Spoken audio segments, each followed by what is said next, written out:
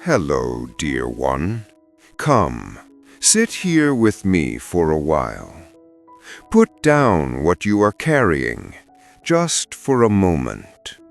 Silence the noise of your day, the endless lists, the demands, the expectations.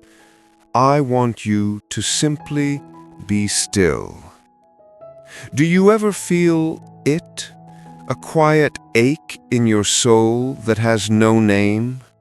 A gentle melancholy that visits you in the quiet moments, when a certain song plays, or when you're looking out a window at the rain. It's not a loud, dramatic pain. No, it's a subtle hum beneath the surface of your life. A feeling of being disconnected even when you're surrounded by people. A sense that something is missing, but you can't quite put your finger on what it is. You've grown so accustomed to it, haven't you? You've learned to live with that quiet emptiness, that unexplained sadness. You dismiss it as tiredness or stress, or just a part of who you are. You tell yourself, this is just life. But what if I told you it is not random? What if I told you that these feelings are not just moods, but messengers? What if they are the echoes of a wound so deep, so old, that your conscious mind has learned to forget it is there. A wound that has been silently shaping your choices, your relationships, and the way you see yourself for years. The fact that you are hearing these words right now is not an accident. It is not a coincidence. This is a divine appointment. I have seen you. I have seen you carrying this invisible weight. I have watched you navigate your life with a heart that is not fully whole. And I have brought you here to this very moment because I can no longer bear to see you live this way. The time for silent suffering is over. The time of healing has come. So I ask you for one thing, your attention. Lend me your heart for these next few moments. Don't try to analyze or rationalize. Just listen. Listen with the ears of your spirit, because I am about to speak to a place within you that has been silent for too long.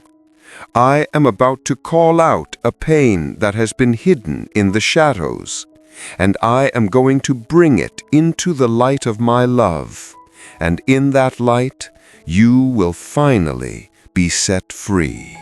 This hidden wound, this secret sorrow of the soul, it doesn't announce itself. It wears disguises. It speaks in code. Let me show you what it looks like, how it has manifested in your life. See if you recognize yourself in these reflections. Perhaps it wears the face of emotional numbness. You watch others weep with joy or cry out in sorrow, and you wonder why you feel nothing. Or you feel a muted, distant version of those emotions. You can perform the part. You can smile at the party, offer condolences at the funeral, but deep down, you feel detached, like you're watching your own life from behind a thick wall of glass. This numbness is not a lack of feeling. It is a defense. Your heart, at some point, learned that it was safer to feel nothing at all than to risk feeling the sharp edges of pain again. Perhaps this wound manifests as self-sabotage. Do you ever find yourself on the verge of something wonderful? A healthy relationship, a promotion, a breakthrough, only to do something to destroy it? You push away the person who loves you. You miss the deadline. You fall back into an old, destructive habit. It makes no logical sense, and you berate yourself for it. But understand, this is the wound at work. A part of you has been taught to believe that you are unworthy of goodness, that joy is fleeting and will inevitably be followed by pain. And so it preemptively creates the pain it expects just to have a sense of control. Perhaps your wound speaks the language of fear, a deep, pervasive fear of intimacy. You crave connection more than anything, yet you keep everyone at arm's length. You build invisible walls, fortified with sarcasm, or independence, or being too busy. You let people get just close enough, but never so close that they could truly see you, because the wound has taught you a terrible lie. To be truly seen is to be found wanting, and to be found wanting is to be rejected. And rejection, your heart has decided, is an agony it cannot survive again. Or maybe it looks like chronic people-pleasing. Your entire life is a performance, an endless audition for love and approval. You say yes when you mean no. You silence your own needs, your own desires, your own opinions to make room for everyone else's. You have become a chameleon, changing your colors to match whoever you are with, terrified that if you showed your true self, no one would stay. The wound has convinced you that your worth is not inherent, but is something that must be earned through tireless service and self-effacement. And for so many, this wound simply feels like a constant, low-grade anxiety or depression, a cloud that follows you, a weight on your chest. You have a good life by all accounts. You have things to be grateful for. Yet the anxiety hums, the sadness lingers, and you feel guilty for feeling this way. You think something must be wrong with you. Child, nothing is wrong with you.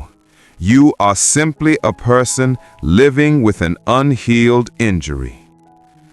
Where did it come from, this injury? It rarely comes from one dramatic event. More often, it is born in the quiet spaces, in the neglect that felt like 1,000 tiny abandonments, in the harsh words of a parent or a teacher that were absorbed as gospel truth, in the love that was conditional, the affection that had to be earned. It came from a moment your heart cried out for safety, for understanding, for acceptance, and the cry was met with silence or criticism or dismissal. And in that moment, your mind, in its brilliant attempt to protect you, buried the memory. It locked the pain away in a deep vault so that you could keep going. But the body remembers. The soul never forgets. And it has been trying to get your attention. And now, listen closely. I want to speak to you directly. I want to pull back the veil of time and show you what I saw. I was there. Before you learned to build your walls, before you learned to hide your heart, I was there. I saw it all. I was there in the classroom when the other children laughed and a piece of your confidence shattered and fell to the floor. I was in your home, in the silence that was louder than shouting, a silence that taught you that your presence didn't matter. I saw the moment your trust was broken by someone who was supposed to protect you.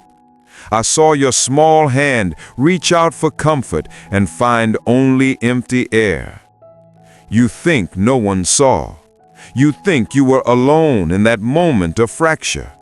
But I was there. My heart broke with yours. I heard the careless words that were spoken over you, words that became the bricks of your internal prison. Words like, "You are too sensitive. Why can't you be more like your sibling? Don't be a burden. You'll never amount to anything." They were just words, but they became your identity. They became the lens through which you have viewed yourself ever since. And sometimes, child, the wound you carry was not even born in your own life. Do you feel that? This is my truth for you now. Sometimes the pain you feel is a generational echo. The anxiety that tightens your chest, it did not begin with you. It is the echo of your mother's unspoken fears passed down to you in the womb. The sadness that clings to you like a shadow. It is the resonance of your father's unhealed grief, a sorrow he never had the words for, but which he gave to you in his distance, in his anger, in his silence. You have been carrying a weight that was never yours to hold. You have been living out the story of a pain that began long before you. This is not to place blame. It is to bring understanding. It is to help you see that this burden is not a flaw in your character. It is a legacy you were handed, and a legacy I am here to help you break. From these moments, from these echoes, you learn to believe lies. These are not intellectual beliefs. They are deep, cellular convictions. The wound became your teacher, and it taught you a cruel curriculum. It taught you that love is conditional, that it must be earned through performance and perfection. It taught you that your needs are an inconvenience to others, that it is better to want nothing so that you will never be a burden. It taught you that your true feelings are dangerous, that if you show your anger, your sadness, or your fear, you will be rejected or abandoned. It taught you that you are fundamentally flawed, that there is something intrinsically wrong with you that you must hide at all costs. It taught you that it is safer to be alone, because to rely on another is to set yourself up for inevitable disappointment. Do you see it now? Do you see how these lies, born from that old hidden wound, have been the invisible authors of your life? That fear of intimacy is rooted in the lie that you will be abandoned. That people-pleasing is rooted in the lie that you must earn your worth. That self-sabotage is the outward expression of the lie that you are fundamentally flawed and don't deserve happiness. That numbness is the result of believing the lie that your feelings are dangerous. It has all been connected. Your present struggles are not a mystery.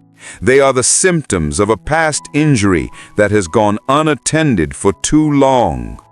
But I am the great physician, and I am not afraid of your wounds. I am not repulsed by your scars. I see them as a road map back to the place that needs my touch the most. And that is where we are going now, together. So breathe.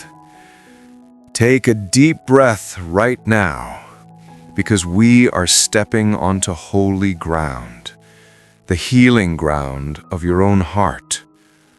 The first step is this: I give you permission to feel again. For so long, you have been strong. You have been stoic. You have held it all together. You believed you had to.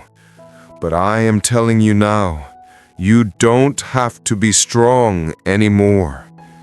You just have to be real.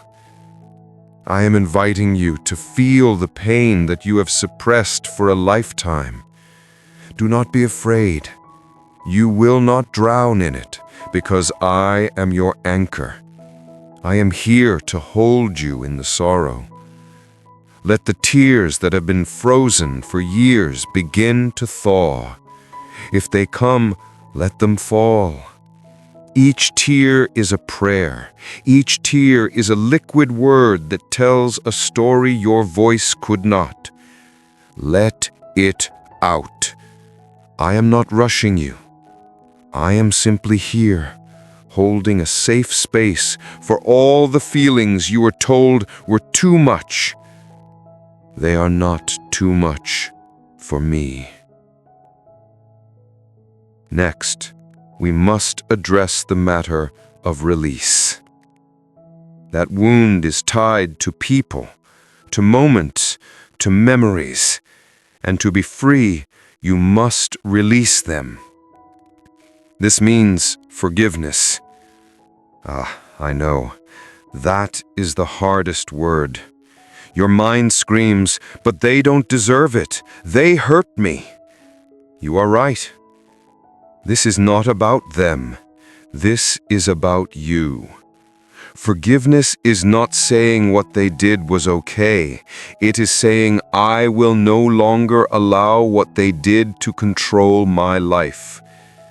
It is the act of cutting the chains that bind you to your past. Holding on to bitterness is like drinking poison and waiting for the other person to die. It only harms you. So in the quiet of your heart, I want you to picture those who hurt you.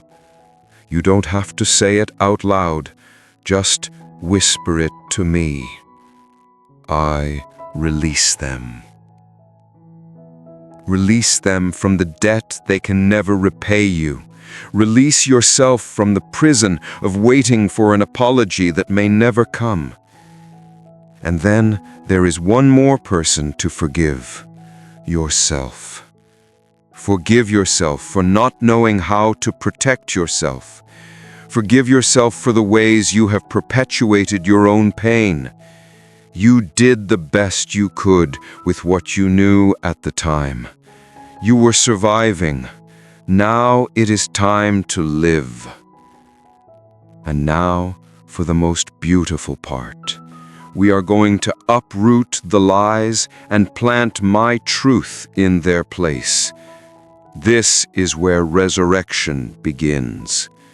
For every lie the enemy has whispered into your wound, my spirit will now shout my truth. The lie says you are not enough, but my truth declares you were fearfully and wonderfully made. I did not make a mistake when I created you. You are my masterpiece. The lie says you are unwanted and alone, but my truth says I have chosen you. I have called you by name. You are mine. I have engraved your name on the palms of my hands. I will never leave you nor forsake you. The lie says you are a burden, but my truth says you are a treasure. Your needs are not an inconvenience. They are an invitation for me to show you my love and my provision. The lie says you are broken beyond repair, but my truth says I make all things new. I am the one who gives beauty for ashes, the oil of joy for mourning, the garment of praise for the spirit of heaviness. The lie says you must hide your true self to be loved, but my truth says, come as you are. I know you completely, and I love you perfectly. There is nothing you can do to make me love you more, and nothing you can do to make me love you less. Let these truths wash over you. Let them sink deeper than your intellect, down into the wounded soil of your heart. Speak them over yourself. Write them down. Meditate on them. This is how the garden of your soul is replanted. And finally, hear this promise. I am not just patching up your old heart. I am giving you a new one. Ezekiel 36:26 says, I will give you a new heart and put a new spirit in you. I will remove from you your heart of stone and give you a heart of flesh. The heart of stone is the wounded heart, numb, hard, defensive. It had to be that way to survive. But you are no longer in survival mode.